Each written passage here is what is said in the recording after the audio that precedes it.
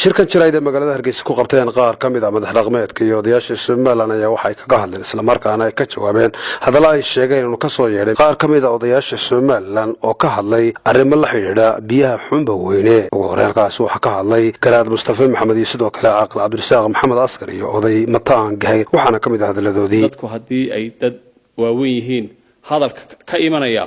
uu noqdo hadal aan ummadda kala fogeyn oo uu noqdo hadal ummadda isu keenaya biyaha iyo baadkaba sidoo nabigu sheegay kaleey salaatu wasalaam ummadda way wada leedahay rag waaweyn oo hadalkii ay lahaayeen aanu ahayn hadalkii ka iman la odayaasha waxaan leeyahay walaalayaal wixii ummadda kala faquuqaya ee qarannimadeena iyo dawladnimadeena dilaya hal laga daayabaan leeyahay waxa dabadeedna la soo leedkiciyay hadal haddana xalayto inuu TV-ga ka dhageysanay oo anigu markii ay odayaashaas TV-ga soo galayeen waxa cindigayga ku jirtay hadalkii xasane xanafta lahaa ayay xaal ka bixinayaan marnaba tirada kumaan darin mid kale oo xanaf leh oo kii kaba sii xun ayaa odayaasha inta la isugu imanayaan waxa weeye dad wada dhashay baynunay magaaladan Hargeysa ayaynu imanka ku wada noolay waxay ka hadlayeen waxa ahayd magaalada Hargeysa biyaheeda biyaha magaalada Hargeysa hadaynu inagoo dawladda ku heshiin weyno oo dawladda looga dambeyn waayo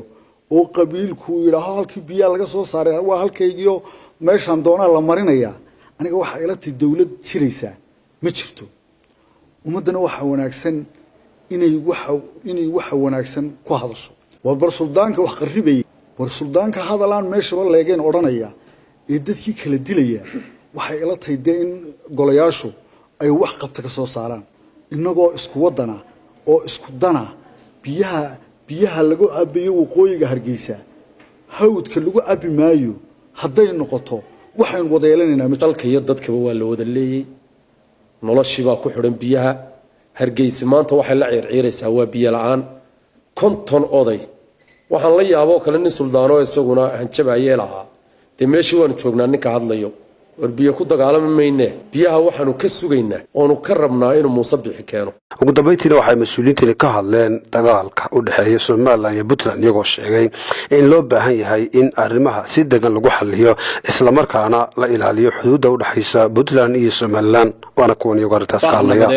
oo aan u dirayo dadka walaalaha ah ee isku hor fadhiya jiida tukaraq oo aan leeyahay waxaan wada hadal iyo wanaag ku dhamaanin xabad kuma dhamaato dad walaalaa oo wada dhashay oo islaama oo Soomaali ayaynu nahay waxaan ka codsanayaa labada madaxweyne iyo maamulkoodaba inay is-afgarad iyo wada hadal ay ku dhameeyaan waxaana qurux badan intii la oran lahaa idinku heshiiya ee loo yeedhin lahaa inay iyaga dadka iska xigay oo Soomaali oo walaalaha ay iyagu iskood u heshiiyaan Abdulqaadir Cudi oo Cable TV Hargeysa.